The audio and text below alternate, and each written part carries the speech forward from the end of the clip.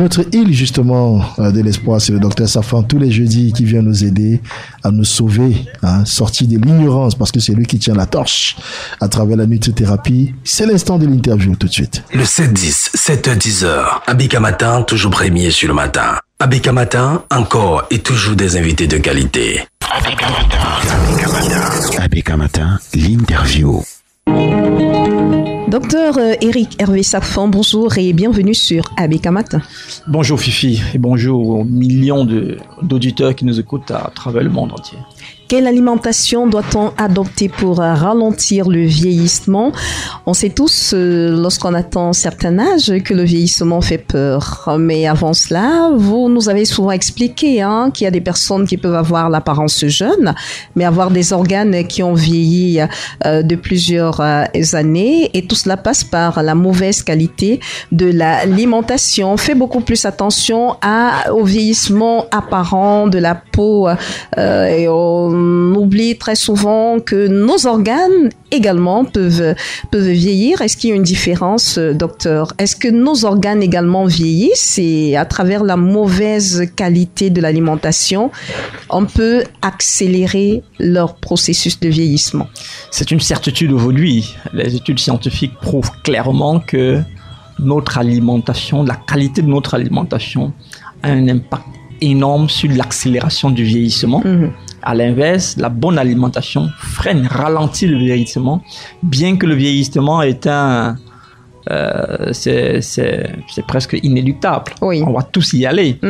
Mais la qualité de la vie que nous menons à l'âge adulte peut fortement être influencée par la qualité de l'alimentation que nous prenons dès le jeune âge. Donc, est-ce que quelqu'un qui est âgé de 20 ans peut, à partir de la mauvaise qualité de son alimentation, avoir, je prends l'exemple d'un organe au hasard comme ça, un cœur qui pourrait être attribué à une personne qui a déjà 70 ans? Bien sûr, c'est prouvé aujourd'hui que l'âge métabolique est différent de l'âge biologique. C'est prouvé. Ça veut dire que je peux porter en termes de chiffres 30 ans, oui, mais en termes de fonctionnement métabolique de mes organes vitaux, avoir 70 ans. Au cabinet, je le vois régulièrement. Oui. C'est ainsi qu'on va voir des personnes jeunes d'âge, oui, mais aux apparences une apparence qui montre une personne très âgée. Oui.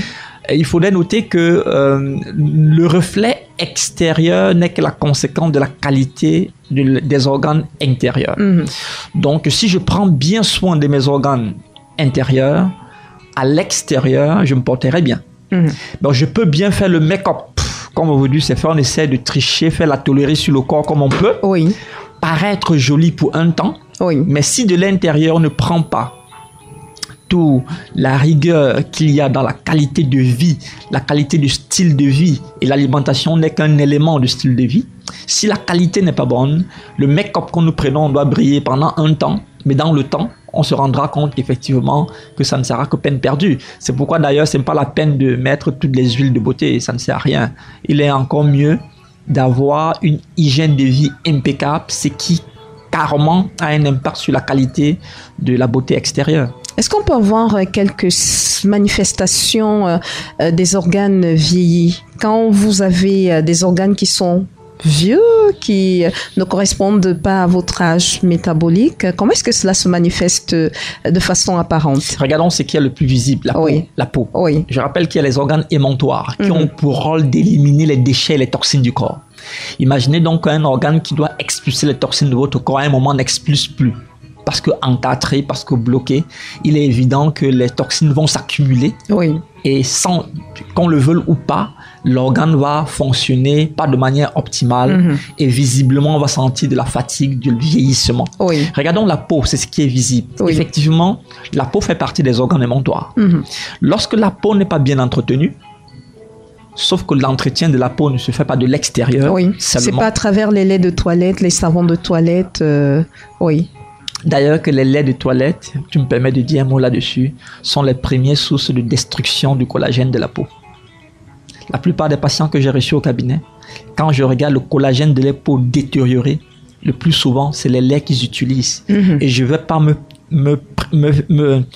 Vous n'allez pas passer par 4 chemins pour le dire de façon je brutale. Dis chaque fois que je peux, oui. Sachez que tout ce que vous mettez sur la peau finit dans votre sang. Oui. Et on ne met pas sur la peau ce qu'on ne peut pas mettre sur sa langue. Si vous n'êtes pas capable de lécher votre lait de toilette, ne les mettez plus parce que c'est un poison certain. Parce que la peau, bien que expulsant les déchets, cette peau également est le moyen par lequel on peut nourrir notre organisme. Il est donc évident que lorsque l'entretien de cette peau n'est pas fait de la bonne façon par l'alimentation à l'endroit, lorsque le chemin est en l'envers, c'est-à-dire de l'extérieur vers l'intérieur, par le lait et tout le reste, il est évident que ça ne sera qu'un leurre, avoir une peau qui brille pour l'instant et dans la durée avoir une catastrophe énorme. Encore que tous ceux qui ont détérioré leur peau par les huiles, à l'âge jeune, à la vieillesse, ce sont eux qui ont les peaux les plus flasques, les peaux les plus moins... Qui ont l'apparence tombante. C'est ça qu'on appelle flasque, qui ne sont pas homogènes, qui auront plusieurs couleurs. En fait, c'est les peaux qui souffrent les plus. Ce sont ces peaux qui ont subi de plus de transformations externes et artificielles, c'est-à-dire mauvaise alimentation. Oui. Par contre, si on adopte une bonne alimentation, on peut ralentir le processus de vieillissement de tous ces organes internes et cela va se refléter par la peau parce qu'on aura toujours l'apparence jeune. Oui, bon, tu touches un peu le côté apparent, Fifi. Oui. Je comprends que c'est ce qui est visible. Oui, bien sûr. Quand vous voyez les gens commencer à avoir des rides, avoir des cheveux blancs, en fait, c'est ça qui vient leur permettre de comprendre, qui leur rappelle qu'ils sont en train d'amorcer un certain âge. J'ai vu les jeunes filles dire, je veux avoir la peau comme pour un bébé. Parce que la peau d'un bébé est jolie. Mais et quand on parle de vieillissement, ce n'est pas qu'au niveau visuel seulement qu'on constate le vieillissement. Le bébé n'a pas sa spontanéité, son dynamisme uniquement sur sa peau. On va le constater également sur sa capacité à être agile, l'agilité du bébé. Quand on voit un homme vieux, l'une des premières choses qui montre que cet homme est vieux, c'est qu'il perd sa motricité. Ça veut dire qu'il est de plus en plus lent, courbé, canne à la main. Ça veut dire que, et là je voudrais donner une information importante, on commence à vieillir par les pieds. Ça veut dire que moins vous marchez, plus vous vieillissez. Un homme qui est agile, qui est habile, qui est au maximum de sa motricité, vieillit difficilement. Donc, quand on parle d'alimentation, oui, je vais m'attarder tout à l'heure sur les aliments qu'on mange, mais l'un des premiers aliments à consommer, c'est le sport. J'aime à le dire, le sport est un aliment. Et quand je demande souvent aux gens, combien de fois tu fais le sport par semaine? 2, 3 fois, quand j'ai un peu le temps. Et à moi de lui demander, combien de fois tu manges par semaine? Il dit, mais tous les jours, non? Effectivement. Combien de fois tu manges par jour? Vous partez poser la question par semaine? Oui, c'est pour qu'on comprenne bien l'importance. Si vous mangez tous les jours, Fifi, vous devez faire le sport tous les jours. Et parlons du sport qui est un moyen efficace pour freiner le vieillissement. Il est recommandé 10 000 pas par jour. Ça, c'est pour les plus habiles, les plus agiles. Mais si vous faites uniquement 4 000 pas par jour, vous pouvez réduire le vieillissement jusqu'à 20 à 40%. Ça veut dire qu'une personne qui a 70 ans, qui fait le sport, seulement 4000 pas, qui équivaut environ à 30 minutes seulement de sport, de marche, pas marche très rapide, pas en courant, juste marcher, vous réduisez le vieillissement. Première alimentation, activité physique. D'accord? Maintenant, autre alimentation qui peut permettre à réduire le vieillissement, c'est la qualité des laits. La qualité des laits. La nourriture vient toujours bien après. Si vous ne respirez pas une air de bonne qualité, vous allez vous détruire le plus rapidement possible. Je vous rappelle que parmi ceux qui ont pensé à détruire le monde entier, l'une des bombes les plus dévastatrices, c'est une bombe qui détruit l'air. Même l'herbe commence à souffrir lorsque l'air est pollué. De même, tout ce qui est vie commence à mourir lorsque l'air est pollué. C'est pourquoi il faudrait veiller sur la qualité de l'air qui vous entoure. Évitez les climatiseurs en grande partie. Là, c'est de l'air conditionné, dit-on. Et c'est quoi la différence entre cet air conditionné et l'air qu'on peut avoir de façon naturelle? La vérité, c'est que l'air conditionné ne vous renvoie que l'air que généralement vous avez émis de l'intérieur. Ça veut dire que s'il y a des gens qui ont des métabolismes différents dans une salle, d'ailleurs, j'ai un peu fait le cours là-dessus. La puissance du climatiseur dans une salle dépend de la superficie du climatiseur et surtout du nombre de personnes qui sont en ce lieu-là. Oui. Ça veut dire qu'en réalité, l'air du climatiseur n'est pas très bien purifié. Si vous voulez vraiment de l'air pur, allez dans des zones montagneuses, allez vers des forêts où les arbres eux-mêmes permettent de purifier l'air et de vous apporter une air de bonne qualité. L'air conditionné est conditionné, ça veut dire contrôlé par l'humain. Et chaque fois que l'homme doit contrôler une alimentation, bien souvent cette alimentation est problématique pour sa santé. C'est bien de retrouver la nature qui sait très bien apporter à l'humain ce qu'il y a de meilleur sans que la main humaine y soit vraiment impliquée. Et finalement, on arrive dans la nourriture maintenant comme aliment pour rester majeur. sur l'air, docteur Éric Hervé Sacfan, nous sommes dans une ville industrielle, une ville comme celle de Douala, où il a été mené des recherches qui font état de ce qu'il y a. Il y a des particules qui se retrouvent dans l'air que nous respirons en permanence. Donc, il va de soi que l'air que les habitants de la ville de Douala respirent est une air de mauvaise qualité. Est-ce qu'on peut remédier à cela? Oui, il y a plusieurs façons de purifier l'air. Comment est-ce qu'on fait? De plus en plus dans les villes les plus modernes, et là encore, c'est un modèle calqué en Occident. Qui très souvent, eux, sont tellement artificiels qu'ils cherchent les arbres sans voir. Il faut augmenter la capacité d'avoir des arbres autour de vous. Ça va permettre, les arbres vont permettre de purifier l'air. Il faut également éviter d'être dans des enclos fermés, parce que dans le mot enfermé, il y a le mot enfer. Évitez vous-même de vous mettre en enfer. Allez à l'extérieur. Et puisque c'est une ville industrielle, lorsqu'il y a une élévation de température, soyez le moins au public, et c'est quand la température est baissée, moins d'activité que vous jouissez au mieux de l'air. Je prends un exemple, Douala par exemple, comme tu disais, à partir de 21h, 22h, 23h, l'activité physique diminue, la température de l'air augmente, jouissez au mieux que possible de cette air-là.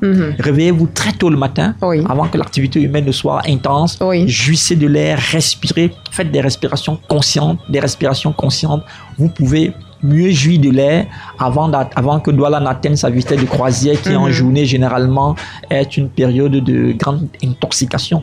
Merci docteur. Maintenant pour les aliments qu'on va consommer. Pour les aliments, et c'est là où beaucoup de nutritionnistes m'attendent, et je ne vais pas aller sur le plan académique, je vais aller sur le plan pratique, parce que pratique c'est mieux, c'est ce que les auditeurs écoutent mieux. Oui, on va parler de oméga 3 qui sont des huiles importantes pour apporter les antioxydants au corps. En ce qui concerne les oméga 3, il y a des aliments qui vont apporter un potentiel pour freiner le vieillissement. Et là, vous allez trouver ces oméga 3 dans des huiles végétaux. Et surtout des huiles végétales, surtout les huiles comme l'huile de cacao. Excellent. Et si possible, même les noix de cacao. C'est magnifique pour freiner.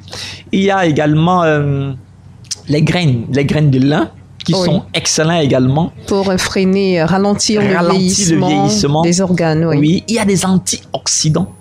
Je rappelle qu'il y a le stress oxydatif. Et pour remédier à ça, il faut utiliser les aliments antioxydants. Et ces aliments antioxydants, généralement, on va trouver des fruits au pigment violet. Ça, c'est vraiment excellent pour la santé. Et là, je cite ici ces fruits et les légumes qui ont fait des études scientifiques. L'objet de plusieurs études scientifiques. Et qui ont montré finalement que la consommation de ces fruits et légumes a un impact énorme pour freiner le vieillissement. Et là, je vais citer les aubergines, les choux violets. Le chou rouge, qu'on appelle communément le chou rouge. Vous appelez chou rouge. Ça, c'est que les violet. Choux ont plusieurs pigments. Il y a des choux au pigment blanc, il y a des choux au pigment vert, il y a des choux au pigment rouge, il y a des choux au pigment violet. Et là, je parle ici des fruits et légumes au pigment violet, précisément. Il y a des patates. Au pigment violet. Patates violettes.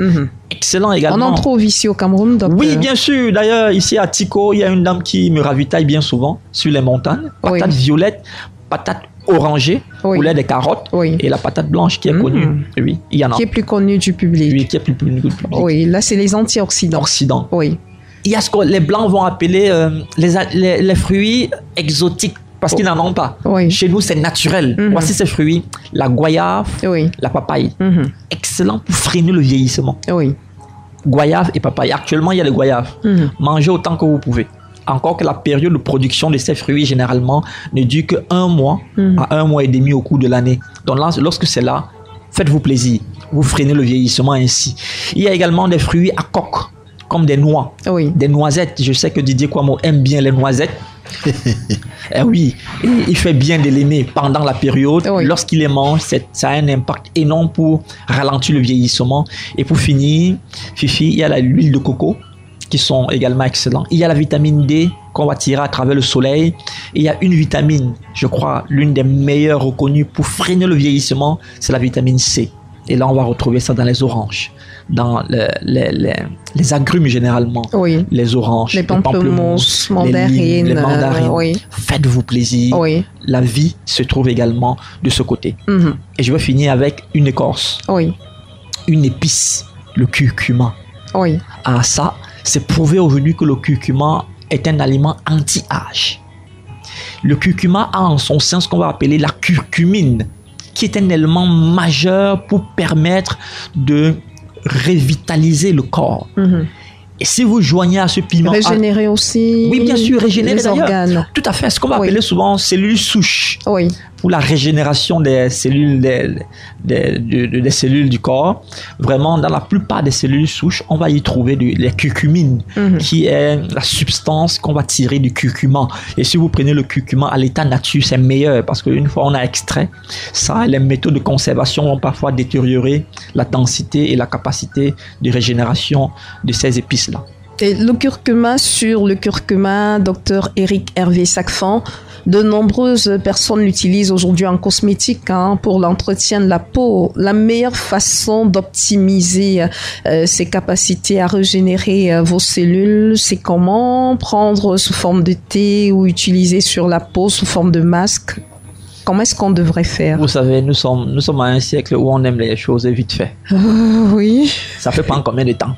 Pourquoi je vois le résultat après combien de temps? Là.